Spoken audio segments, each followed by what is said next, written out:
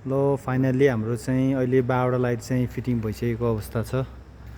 Light चाहिँ यतिको आएको छ है 12 लाइट हाल्दाखेरि। यसरी लाइट यतिको देखिएको छ। जहाँसम्म लाइट चाहिँ पुगे जस्तो मान्छु। अब यो ऱ्याकहरू राख्दाखेरि अब कतिको छेकिन्छ त्यसपछि हेरौँ। यदि छेकियो भने पछि हाम्रो यो अहिले नयाँ चाहिँ पाइपिङहरू राखेको छ ठाउँ ठाउँमा नेटवर्किङ र क्यामेराको लागि, त्यहाँबाट चाहिँ जान सकिन्छ है। यसरी यो हाम्रो चाहिँ अहिले भित्र चाहिँ 12वटा लाइट हालेको छ है। इन्डेड लाइट चाहिँ पुगेको मान्छु। अहिलेको अवस्था त पुगिरहेछ। अब सामान राख्दाखेरि ऱ्याकले छिक्दाखेरि जहाँ चाहिँ अलिक कम होला भयो भने पनि, तर चाहिँ लाइटिङ चाहिँ यहाँ पुगेको अवस्था देख्छु। अहिले हाम्रो अब यो नयाँ पाइप पनि ठाउँ ठाउँमा चाहिँ यो नेटवर्किङ क्यामेरा र यो फ्यान पनि राख्न मिल्ने तरिकाले हामीले अहिले यो पाइपिङ राख्दैछौँ।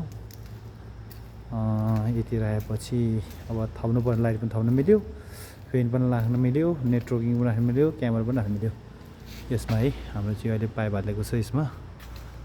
यो चाहिँ हाम्रो राउटरको लागि राखेको पाइप हो। यो चाहिँ हाम्रो क्यामेराको लागि है, क्यामेरा लागि राखेको पाइप हो।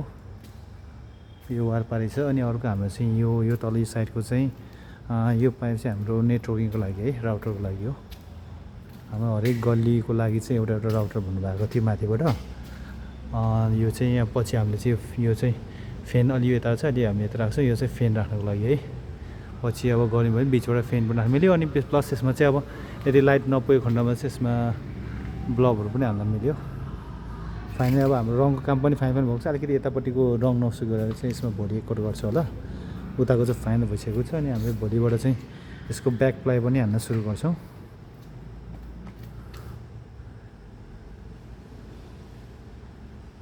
लाइट चाहिँ यतिको भएको छ है।